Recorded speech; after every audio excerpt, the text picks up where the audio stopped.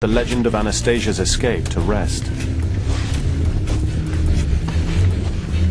To prove that the remains are not part of some elaborate hoax, historical accounts must be corroborated by the irrefutable. DNA. Do these new bodies belong to Russia's royal bloodline? By most accounts, Tsar Nicholas II and his royal family were a close, tight-knit group, frequently seen together. Filmed here on a cruise when the children were still very young.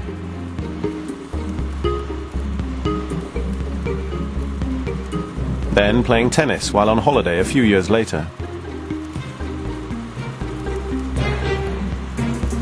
And parading together in this 1913 celebration of 300 years of Romanov rule. Starring the 9-year-old Crown Prince Alexei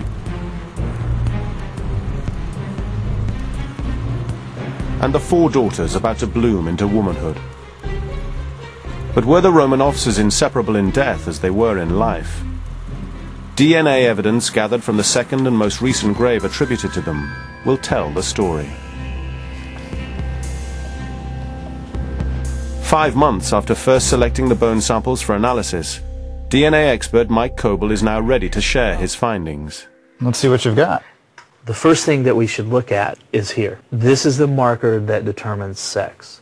And sample 146, there's an XY, which means this is a male sample. Right. And then 147 has one X peak, and this is what we see with females. So far, the DNA only demonstrates that there were 2 bodies in the grave, one male, one female.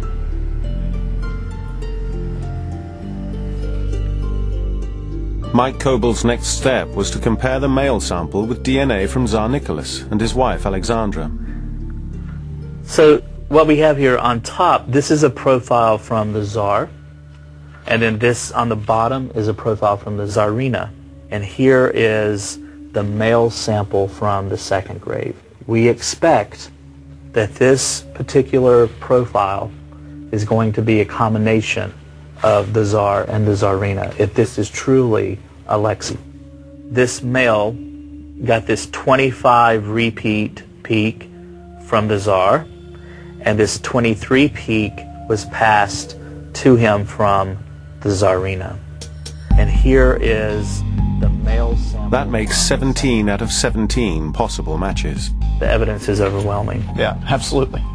That's their son. Exactly. And they had one son, and that's Alexei. Exactly. Right.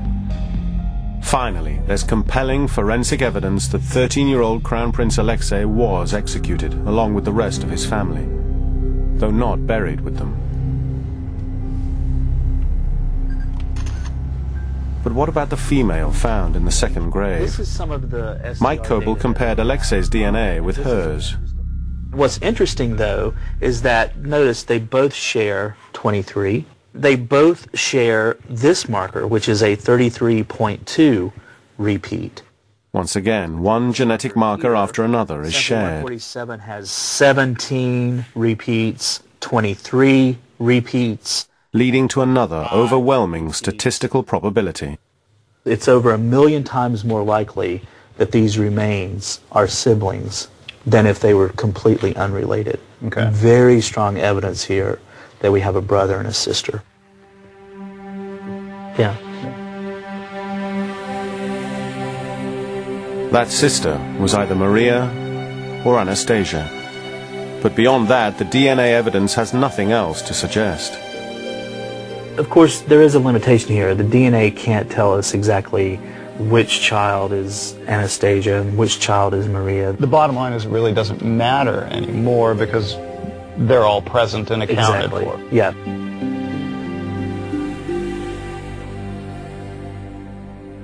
After almost an entire century, the final chapter of the Romanov dynasty can be written at last.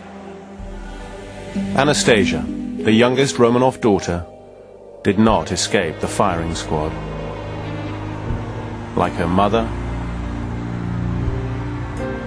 her father, her baby brother, and her 3 older sisters. Anastasia was shot to death in July 1918, 1 month after her 17th birthday. She was buried along with the others among the towering birch trees.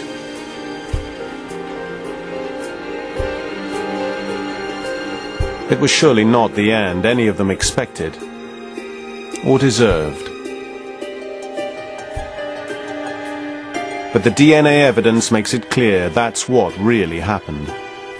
On the night when Russia's longest-lived dynasty came to its abrupt and bloody end.